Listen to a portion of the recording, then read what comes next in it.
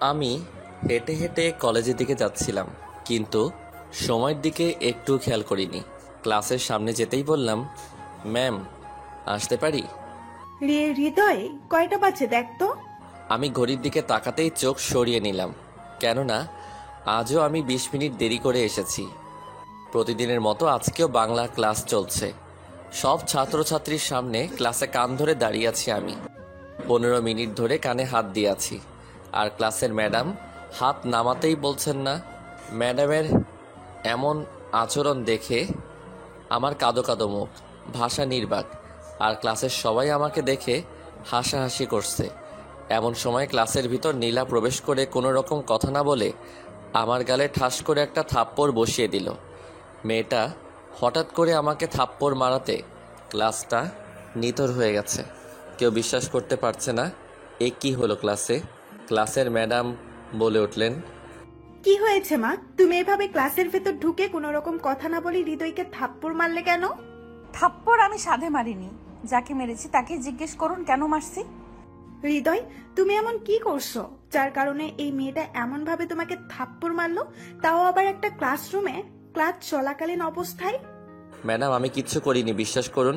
আর জানি না আমাকে কেন এমনভাবে মারলো মেয়েটা। সব মিথ্যা কথা, সব তুমি সব জানো। তুমি আমার বান্ধবীর সাথে এমনটা না করলেও পারতে। আমি আপনার বা বান্ধবী? কি বলছেন এসব? ন্যাকা, কিচ্ছু জানে না, ভাজা মাছটা উল্টে খেতে জানে না মনে হচ্ছে। আচ্ছা মা, আমাকে বলো তো কি হয়েছে? আমি তো এইসবের কিচ্ছু বুঝতে পারছি না। এই ছেলেটা আমার বান্ধবীর সাথে প্রেম করে ওর সব কিছু কেড়ে নিয়ে এখন আমার বান্ধবীকে অনেক কিছু বলেছে, আর যার কারণে আমার বান্ধবী সুইসাইড করতে চেয়েছিল। আর এর সব কিছুর পেছনে শুধু এই ছেলে জড়িত। নীলার এমন কথা শুনে আমার মাথার উপর যেন আকাশ ভেঙে পড়ল। কি বলছে এই মেয়ে? আর কেই বা তার বান্ধবী? আর তার বান্ধবীর সাথে আমি বা কি করলাম? এসব কথা ভাবতে লাগলাম। আপনি এসব কি বলছেন?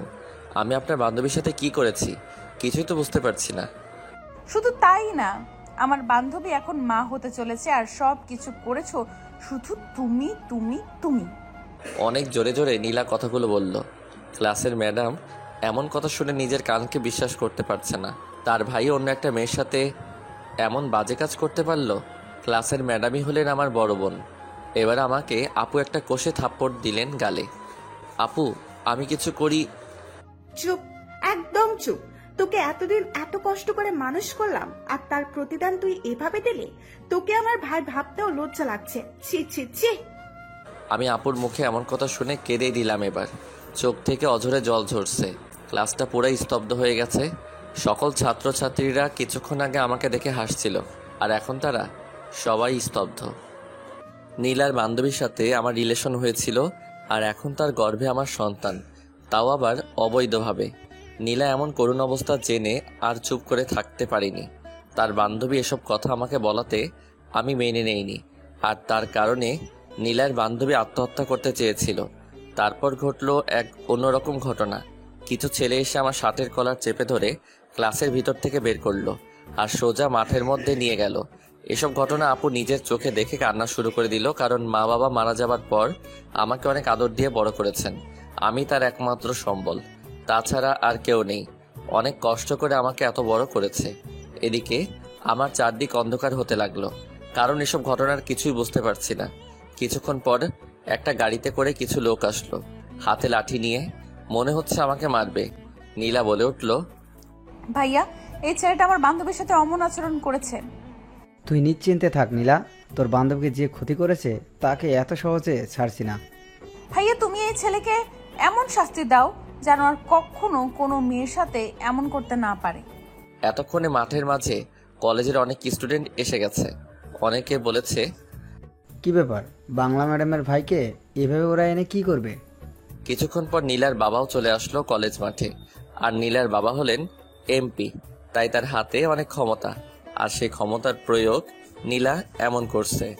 আপু এসব নিজ চোখে দেখতে না পেরে কাঁদতে কাঁদতে চলে গেল।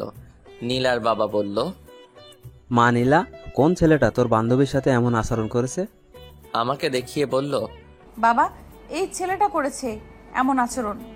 তাহলে তুমি সেই ছেলে যার কারণে আমার মেয়েও কান্না করেছে? তুমি জানো, আমার মেয়ে নিজের জন্য না, তার বান্ধবীর জন্য কান্না করেছে। আর এ সব কিছু তোমার জন্য হয়েছে। কথাটা বলেই সকল স্টুডেন্টসের সামনে আবার একটা থাপ্পড় মারলো আমাকে। স্যার বিশ্বাস করুন, আমি এসবের কিচ্ছু জানি না। বাবা ও মিথ্যা কথা বলছে, ও সব জানে। এসব ঘটনা কলেজের প্রিন্সিপাল জেনে গেলেন। প্রিন্সিপালেরও বিশ্বাস হচ্ছে না এসব কথা। বাহ বাহ বাহ, বেশ তো কান্না করতে পারো দেখছি। আমার বান্ধবীর সাথে নষ্টামি করে এখন কান্না করা হচ্ছে। নষ্টামি করার আগে ভাবেননি?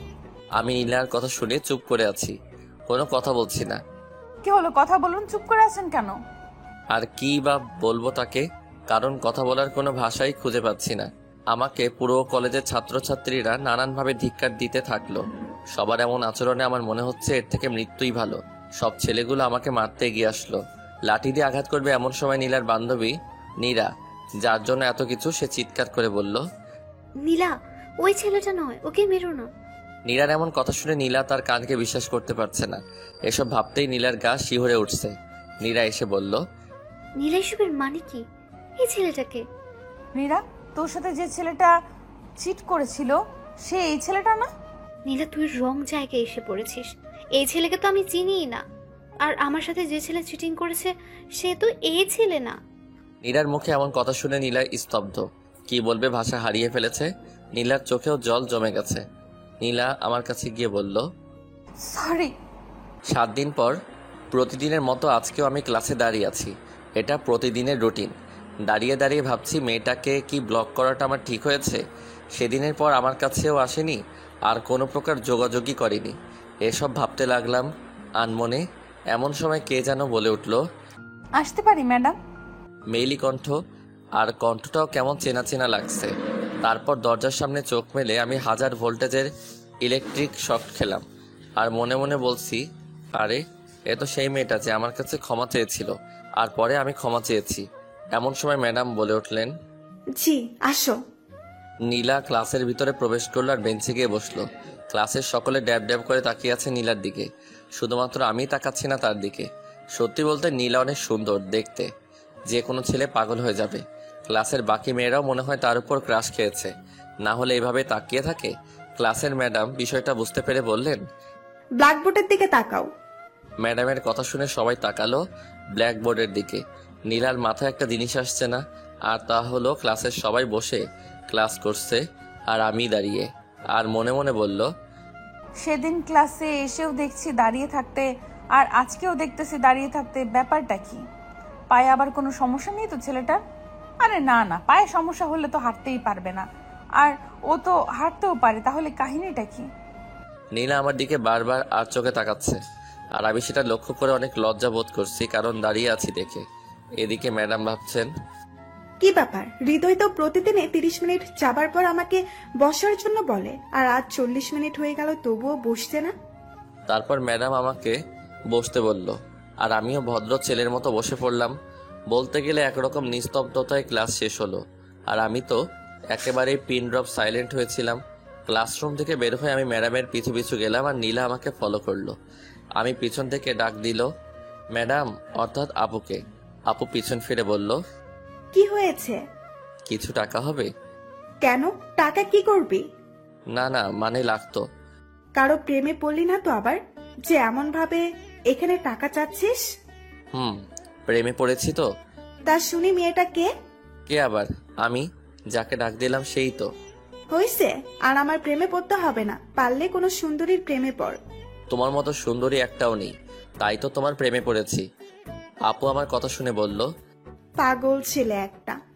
আপু ব্যাগের ভিতর দেখলো একটাই মাত্র 500 টাকার নোট আছে, আর সেটা আমার দিকে এগিয়ে দিয়ে বলল, এই নে ধর। আমার এত লাগবে না, 50 টাকা হলেই হবে। আচ্ছা এটা রাখ, তোর হাত খরচ চালিয়ে নিস। আপু তুমি আমাকে 50 টাকা দাও। বলছিলাম যে আমার কাছে খুচরা নেই, তুই পুরোটাই রাখ তোর কাছে। আমি আপুর কথা শুনে আপুর হাত থেকে ব্যাগটা কেড়ে নিয়ে দেখলাম ব্যাগে আর কোনো টাকা নেই, এই নোটটাই ছিল শুধু, আর সেটাই এগিয়ে দিয়েছে। আপু তোমার কাছে তো টাকা নেই, আর তবুও তুমি শেষ টাকাটা আমায় দিয়ে দিতে চাইলা। আরে পাগল, তুই তো আমার সব কিছু, তোকে দিব না তো কাকে দিব বল? না আপু, আমি এই টাকা নিতে পারবো না। এই টাকা নিলে তুমি বাসায় যাওয়ার টাকা পাবে না, তার থেকে বরং আমি হেঁটে হেঁটে চলে যাচ্ছি। আরে শোন না আমার কথা। না আপু, আমি কিছু শুনতে চাই না। আমি আপুকে কথাটা বলে আপুর ব্যাগের টাকাটা রেখে চলে আসলাম। আপু পিছন থেকে ডাকছে, কিন্তু আপুর কথা না শুনে হেঁটে চলে আসলাম। এদিকে আমাদের সব কাণ্ড দেখে ফেললো নীলা, আর মনে মনে বলছে, আমি না জেনে খুব বড় ভুল করছি। হৃদয় যে ম্যাডামের ভাই আগে জানতাম না, আর এখন ম্যাডাম কি আমায় ক্ষমা করবে? নানান রকম প্রশ্ন নীলার মাথায়। নীলা দেখলো আমি চলে যাচ্ছি হেঁটে হেঁটে, তাই দৌড়ে আমার সামনে এসে দাঁড়ালো। এই শোনো, দেখুন, আপনি করে বললে খুশি হব। কি বলবেন তাড়াতাড়ি বলুন, আমার অনেকটা পথ যেতে হবে। বলছিলাম কি চলো না, তোমাকে আমি নামিয়ে দেই আমার গাড়িতে করে। সরি। কেন? লাগবে না আমাকে ড্রপ করতে, আমি ছোট খোকা না যে আমাকে ড্রপ করে দিতে হবে। সরুন সামনে থেকে আমার। কথাটা বলে আমি নীলার পাশ দিয়ে জোরে জোরে হাঁটা শুরু করে দিলাম। আমি রাস্তা দিয়ে হাঁটছি, এমন সময় পিপ পিপ পিপ পিপ পিছন থেকে গাড়ির হর্নের শব্দ শুনতে পাচ্ছি, আর রাস্তার পাশ দিয়ে গেলাম। আবার কিছুক্ষণ পর একইভাবে হর্ন বাজলো। এবার আমি ভাবলাম কি ব্যাপার, আমি তো সাইড দিলাম, তবুও এমনভাবে হর্ন বাজায় কেন? আমি পিছন ফিরে তাকিয়ে দেখলাম আর চমকে উঠলাম, কারণ সে আর কেউ নয়, নীলাই। পিছন থেকে বারবার হর্ন বাজিয়ে আমাকে বিরক্ত করছে। আমি রাগে কটমট করে নীলাকে দেখলাম, কিন্তু কিছু বললাম না। এবার আমি হাঁটার বদলে জোরে দিলাম দৌড়ানি নীলার ভয়ে। কিন্তু কথায় আছে না, যেখানে বাঘের ভয় সেখানে সন্ধ্যা হয়। নীলাও গাড়ি চালানোর স্পিড বাড়িয়ে দিল, আর আমার পিছু পিছু ছুটলো এবং নন স্টপ হর্ন বাজিয়ে যাচ্ছে। আর তার হর্নের শব্দে রাস্তার পাশের লোকও কানে আঙুল দিয়ে রইল। আমি খুব জোরে দৌড়াচ্ছি, আর নীলা আমার পিছু পিছু আসছে। এবার আমি একটু থামলাম, আর জোরে জোরে হাঁপাতে লাগলাম বুকে হাত দিয়ে। আর হাঁপাবই না কেন, কারণ যে জোরে দৌড়ানি দিছে। আমি থামার পর নীলাও গাড়ি স্টপ করলো। আমি খুব রেগে গেলাম নীলার উপর, আর নীলার কাছে গিয়ে বললাম, এই যে ম্যাডাম, কি সমস্যা আপনার? তখন থেকে পিপ পিপ পিপ দিয়েই যাচ্ছেন, তাও আবার নন স্টপ ভাবে। আমার গাড়ি আমি পি পি পি আমি বাজাইতেই পারি, তাতে তোমার কি? আচ্ছা, আপনি কি চাচ্ছেন বলুন তো? লিফট? আমি কাউকে কিছু দিতে পারবো না, সরি। আরে আমি নিব না, আমি আপনাকে লিফট দেব, আর না হলে পিপি বাজাতেই থাকবো কিন্তু। আমি কারো কাছ থেকে লিফট নিতে পারবো না। তারপর আশেপাশের কিছু লোক ডাকলাম আর ঘটনা খুলে বললাম।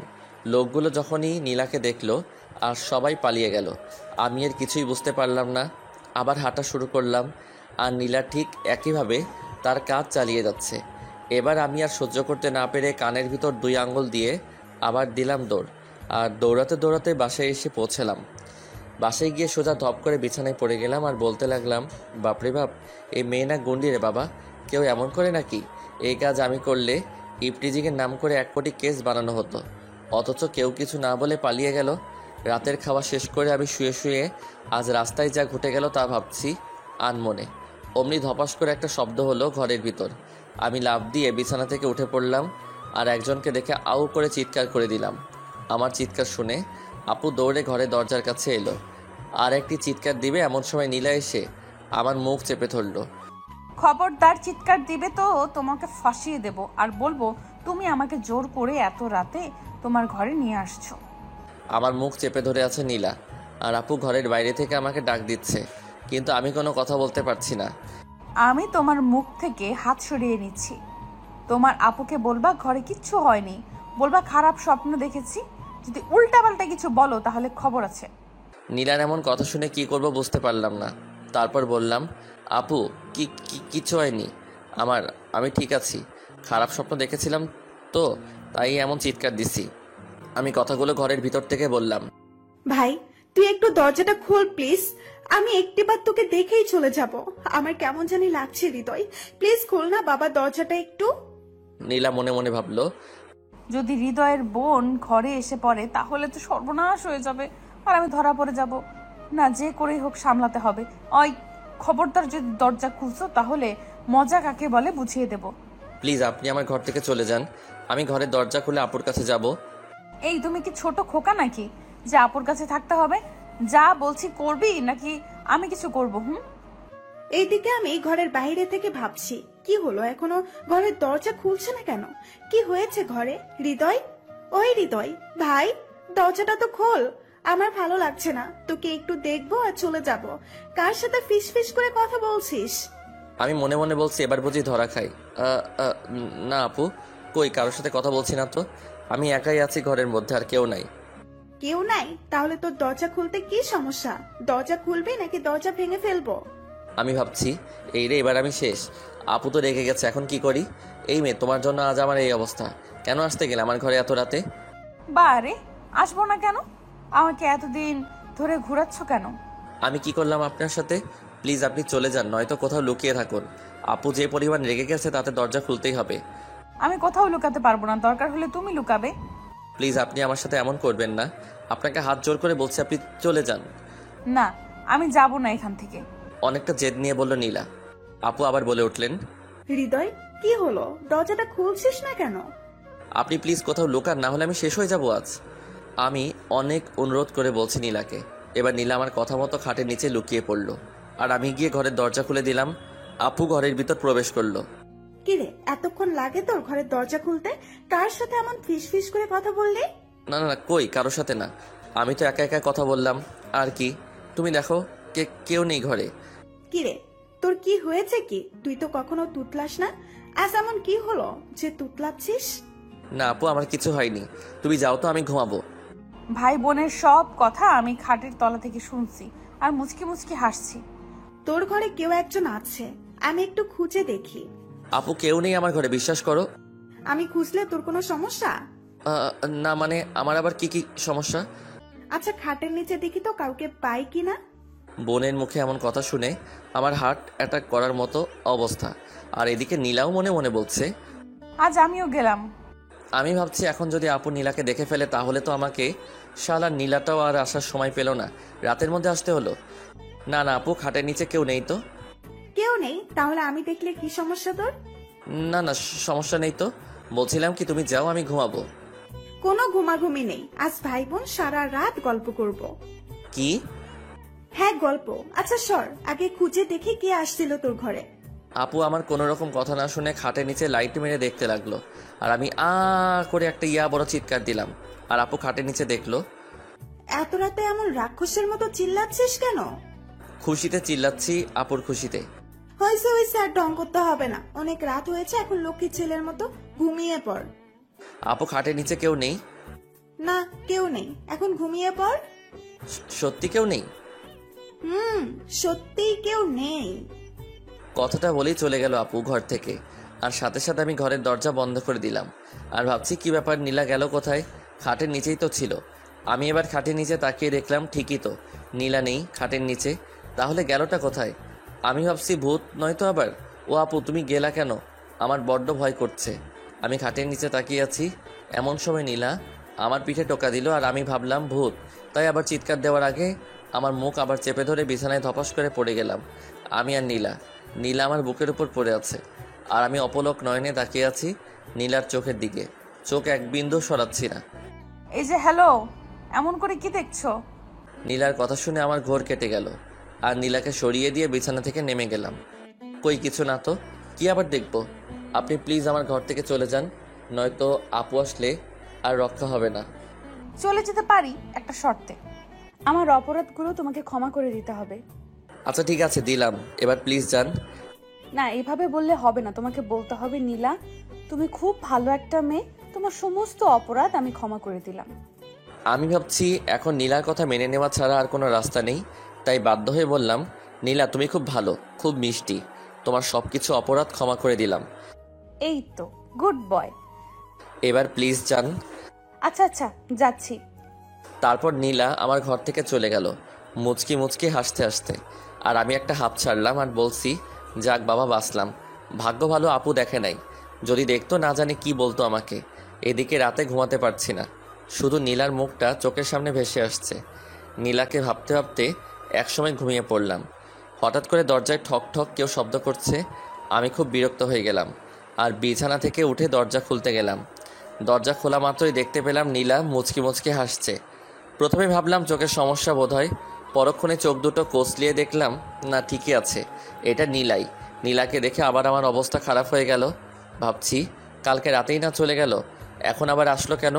আর তাছাড়া এখন তো আপু বাসায় আছে। আমি হাঁ করে তাকিয়ে আছি নীলার দিকে। এভাবে তাকিয়ে আছি দেখে নীলা আমাকে আস্তে করে একটা ধাক্কা দিয়ে ঘরের ভিতর প্রবেশ করলো, আর আমার জামা প্যান্টগুলো বের করলো। এই আপনার কি মাথা খারাপ হয়ে গেছে নাকি?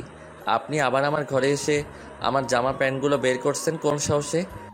রেখে কোনো লাভ নেই, আপনি এখন আমার সাথে ঘুরতে যাবেন, তাই আপনার জামা গোছাচ্ছি। আপনি এসব কি বলছেন? ঘুরতে যাব মানে? কোথায় ঘুরতে যাব? আমি কোথাও যাব না বলে দিলাম। আপনাকে কে বাসায় ঢুকতে দিয়েছে? আরে আস্তে আস্তে, এত জোরে জোরে প্রশ্ন করলে উত্তর দেব কিভাবে? প্রথমত আমি এসব ঠিকই বলছি, আর দ্বিতীয়ত আমার সাথে ঘুরতে যাবেন, তৃতীয়ত আমার যেখানে ইচ্ছে হবে নিয়ে যাব, আর চতুর্থত হলো আপনার বোনই আমাকে বাসাতে ঢুকতে দিয়েছে।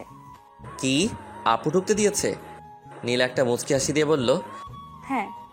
নীলার মুখে এসব কথা শুনে আমি আপুর সাথে কথা বলার জন্য তার কাছে গেলাম। আপু রান্নাঘরে সকালের নাস্তা বানাচ্ছে। আপু আপু কিরে, কি হয়েছে? সকাল সকাল এভাবে চিল্লাচ্ছিস কেন? আপু, তুমি নাকি নীলাকে বাসায় ঢুকতে দিয়েছো? হ্যাঁ আমি দিয়েছি, কিন্তু কি হয়েছে? কিছু করেছে নীলা? আগে বলো কি করে নাই। আমার ঘরে ঢুকে আমার জামা কাপড়গুলো গুছিয়ে একটা ব্যাগে ঢুকাচ্ছে আর বলছে ওনার সাথে নাকি ঘুরতে যেতে হবে। হ্যাঁ তো যাবি ঘুরতে, আর তুই তো তেমন ঘুরতেও চাস না। আপু, তুমিও এমন কথা বলছো? ধ্যাত।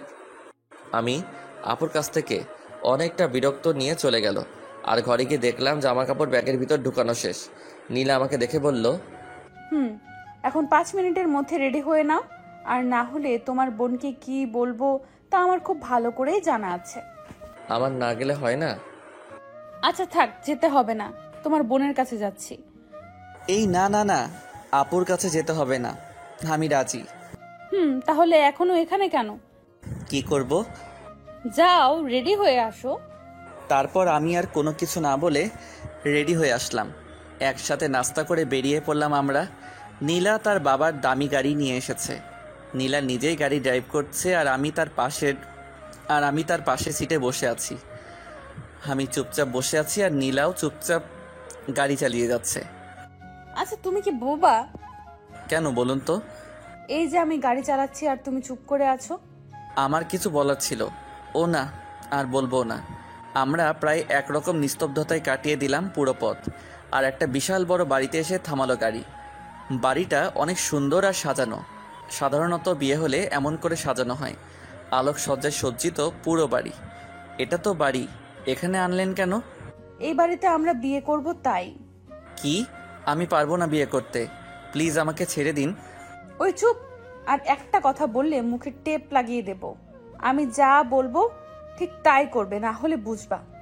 আমি আর কোনো কথা না বলে নীলার পিছু পিছু গেলাম, আর বাড়ির ভিতর ঢুকতেই আমি দেখতে পেলাম একটা মেয়ে বেরিয়ে আসলো। আর সেই মেয়ে প্রিয়াকে দেখে আমার মাথা চক্কর দিয়ে উঠল। আর ভাবছি এখন প্রিয়ার সাথে আমার বিয়ে দিবে না তো আবার। প্রিয়া দৌড়ে এসে নীলাকে জড়িয়ে ধরল। কি যে খুশি দুই বান্ধবী তা বলার মতো না। আর সেটা আমি দেখে রাগে ফুলছি। প্রিয়া আমাকে দেখিয়ে বলল, আচ্ছা নীলা, এটা সেই ক্যাবলাটা না যাকে তুই... বলাও শেষ, আবার হাসিও শুরু প্রিয়ার।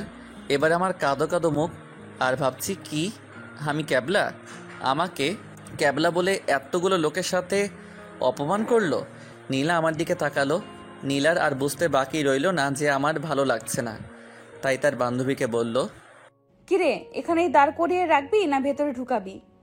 তারপর আমি আর নীলা দুইটা ঘরে প্রবেশ করলাম। আর আমি ঘরে শুয়ে শুয়ে ভাবছি, আমি কি সত্যি ক্যাবলা? পরের দিন ঘুম থেকে উঠে দেখি বাড়িতে আত্মীয় স্বজন অনেক, আর সবাই হাসি খুশি। আমার মনে একটাই চিন্তা, আমার সাথে কারো বিয়ে দিবে না তো? অবশেষে জমকালো বিয়ের অনুষ্ঠান আরম্ভ হলো। কনে আর বরকে দেখে আমি হাঁপ ছেড়ে দিলাম। আজ নীলা শাড়ি পরেছে, হাতে চুড়ি, ঠোঁটে লিপস্টিক, হালকা মেকআপ, চোখে কাজল, সব মিলিয়ে পুরো ফাটাফাটি লাগছে নীলাকে। আর পায়ে নুপুরে পড়েছে, আর তার শব্দে আমার মনের মাঝে ঝনঝন করছে।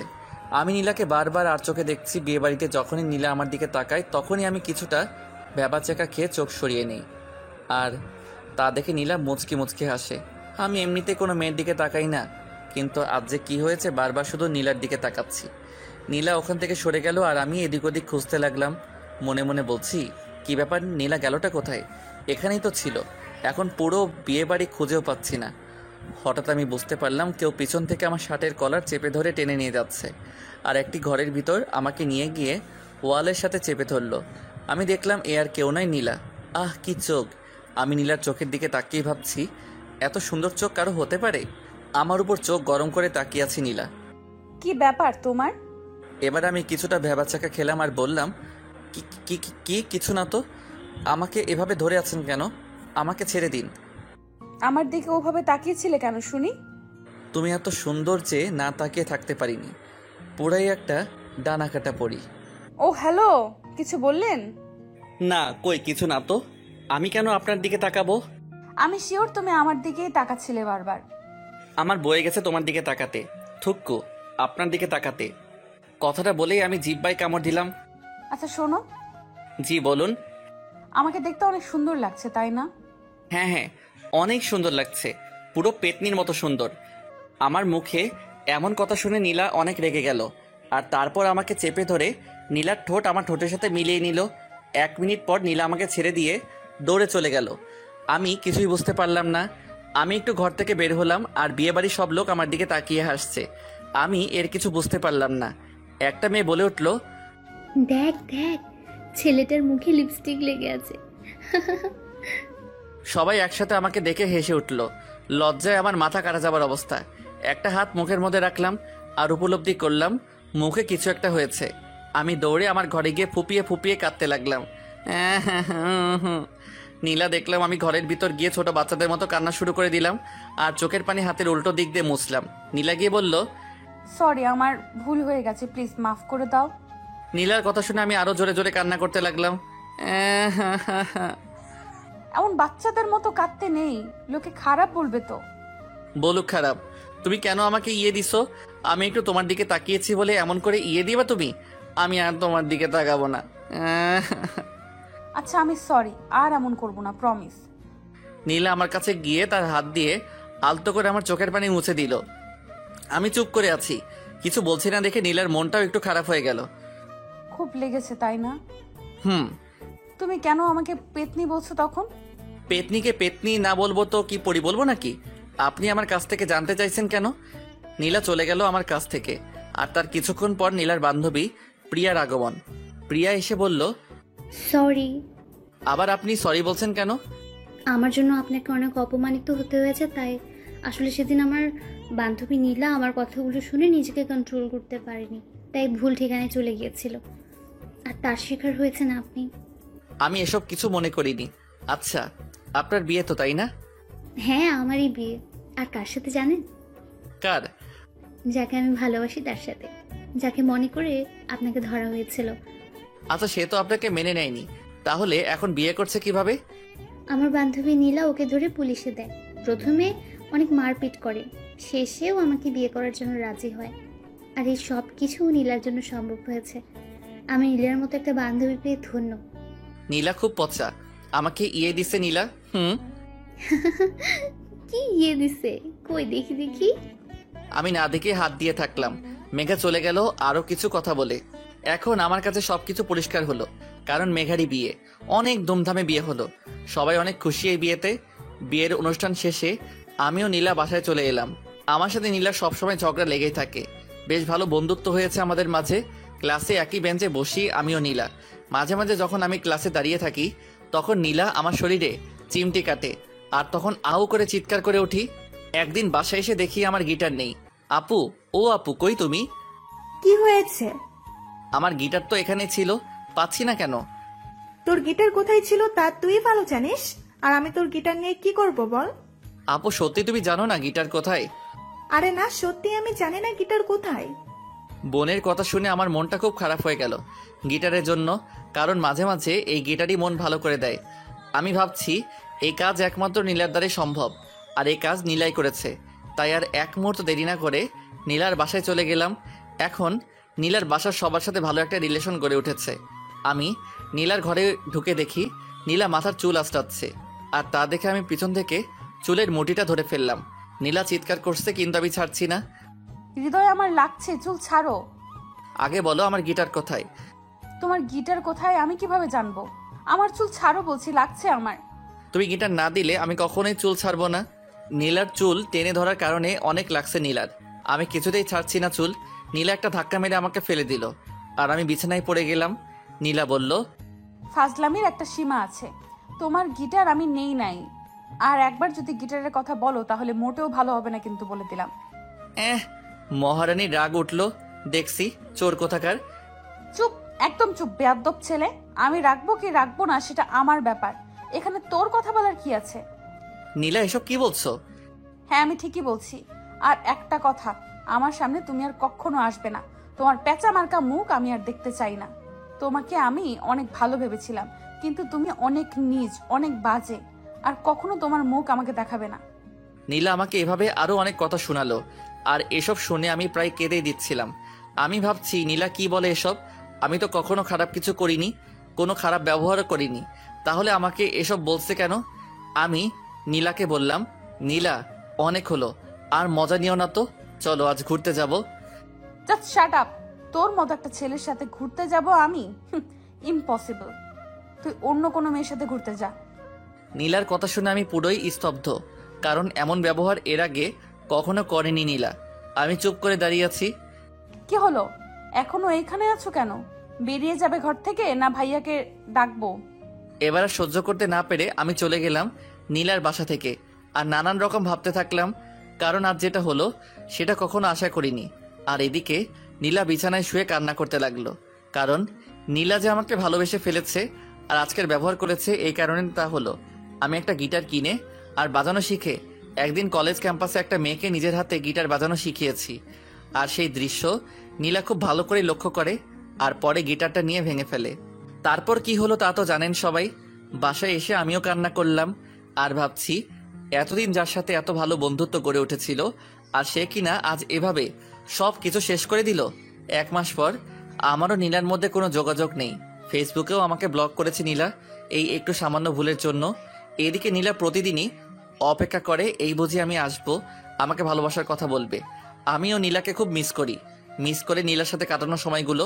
যখন মন খারাপ থাকতো তখন নীলা আমার গিটারটা বাজিয়ে গান শোনাতো, আর সেই গান এখন কেউ শোনায় না। আমি ইচ্ছে করেই নীলার সাথে কোনো প্রকার যোগাযোগ করিনি, কারণ নীলা বাধা করেছে, তাই আর আমি নীলাকে ভালোবাসি, তাই তার কথা ফেলবো কিভাবে। আর কিছুদিন পর ঘরের মধ্যে আমার চোখ বেয়ে টপ টপ করে অশ্রুকণা ঝরে পড়ছে। আমার এমন অবস্থা দেখে বোন এসে বলে, ভাই কি হয়েছে তোর, এভাবে কাঁদছিস কেন? আপু আরে কি হয়েছে বলবি তো নাকি? আপু নীলাকে আমি ভালোবাসি, ওকে ছাড়া থাকতে পারবো না আপু। আমার মুখে আজ এই প্রথম আপু শুনলো আমি কোনো মেয়েকে ভালোবাসি, আর সেই মেয়েটা নীলা। একটু মুচকি হাসি দিয়ে বলল, আরে পাগল ছেলে, ভালোবাসিস তো ভালো কথা, কিন্তু আমাকে এই কথা না বলে সেই মেয়েটাকে বললেই তো হয়। আপু ও আমাকে ওর কাছে যেতে বারণ করেছে, আর আরে কি বল? আর নীলার বিয়ে আজকেই। ওই চুপ, কাঁদবি না একদম, ছোট বাচ্চাদের মতো কাঁদে। আপু আমি তোমার কাছে নীলাকে চাচ্ছি, ওকে এনে দাও আপু। ওকে আজ 2 মাস থেকে দেখিনি, আর ফোনে ওর কিছু ছবি ছিল, ও সেগুলো ডিলিট করেছে। উফ, কান্নাটা থামাবি তুই? কেমন ছেলে তুই, ভালোবাসার কথা বলতে পারিস না, আর আমাকে বলা হচ্ছে আপুকে এনে দাও না? হ্যাঁ, মামার বাড়ির আবদার। নীলার বিয়ে যার সাথে হচ্ছে সেই ছেলেটাকে কোথায় থাকে আর কি করে? জানি না, আমি কিছু জানি না। আপু ভাবছে যে করে হোক বিয়ে আটকাতে হবে, তাই আর দেরি না করে সোজা নীলার বাসায় গেল আপু। গিয়ে দেখলো নীলা লাল বেনারসি পরে বসে আছে, অনেক লোকজন এসেছে বিয়েতে। নীলা আপুকে দেখে একটু অবাক হলো। আপু আর দেরি না করে বিয়ে বাড়িতে থাকা সকল লোকের সামনে নীলাকে বলল, নীলা, তুমি জানো আমার ভাইটা আজ অব্দি কিচ্ছু চায়নি, কিন্তু আজ চেয়েছে। আর সেটা কি জানো? সেটা হলো তুমি। আমার ভাইটা তোমাকে অনেক ভালোবাসে, তাই তোমার কথা পালন করেছে, তোমার সাথে দেখাও করেনি, প্রতি রাত কেঁদেছে তোমার জন্য। নীলা নিজে কানে এসব শুনে বিশ্বাস করতে পারছে না। নীলার চোখ থেকে পানি পড়ছে, কিছু বলার ভাষা নেই। তারপর লক্ষ্য করলো আমি চলে এসেছি। নীলার সামনে দাঁড়িয়ে আছি, কেউ কিছু কথা বলছে না। যার সাথে নীলার বিয়ে হওয়ার কথা ছিল সেও অবাক কথা শুনে। নীলা দৌড়ে গিয়ে আমার বুকে ঝাঁপিয়ে পড়লো আর কাঁদতে লাগলো। আমাকে ভালোবাসো আগে বলনি কেন? ভেবেছিলাম তুমি আমাকে ভালোবাসো, তাই তুমিই বলবে। গাধা, মেয়েরা ভালোবাসার কথা বলে না, ছেলেদেরই বলতে হয়। তারপর কিছু বাংলা সিনেমার মতো আমার আর নীলার বিয়ে হলো। সবাই অনেক খুশি, আর সব থেকে বেশি খুশি নীলা, কারণ সে তার ভালোবাসার মানুষটিকে পেয়েছে। বাসরাতে বসে আছে নীলা। আমি যাওয়া মাত্রই, খবরদার আমার কাছে আসবে না। কেন? তুমি আমাকে অনেক কষ্ট দিছো তাই। আর আমার কাছে আসতে গেলে 1000 বার কান ধরে উদ্বাস করতে হবে। এই নীলা আমি পারবো না, প্লিজ ক্ষমা করে দাও। কোনো ক্ষমা নেই, কথা বাড়ালে 2000 বার করতে হবে। কিন্তু না না, কোনো কিন্তু হবে না, যা বলছি তাই করতে হবে। কিছু উপায় খুঁজে না পেয়ে কান ধরে উঠবস করতে লাগলাম। আর নীলা গুনতেছে 100 পার হওয়ার পর মাথা ঘুরে ধপ করে পড়ে গেলাম আমি নীলার কোলে, আর নীলা আমাকে বিছানায় শুয়ে দেয়। নীলা ভাবতে পারিনি আমি এভাবে পড়ে যাব। অনেক ডাকাডাকি করছি, কিন্তু হৃদয় চোখ খুলছে না। সে উঠছে না দেখে আমি শেষ অবধি কেঁদে দিলাম আর বললাম, এই উঠছো না কেন? প্লিজ ওঠো, আর কখনো বলবো না কান ধরতে। সে নিশ্চুপ। এবার আমি দৌড়ে গ্লাসে করে পানি এনে তার মুখে ছিটিয়ে দিলাম, কিন্তু তারপরও জ্ঞান ফিরল না। আমি এসব দেখে কি করব বুঝতে পারছি না। বেশ কিছুদিন পর হৃদয় চোখ খুলল, আর আমি তা দেখে অনেক খুশি, কিন্তু চোখে পানি ছলছল করছে।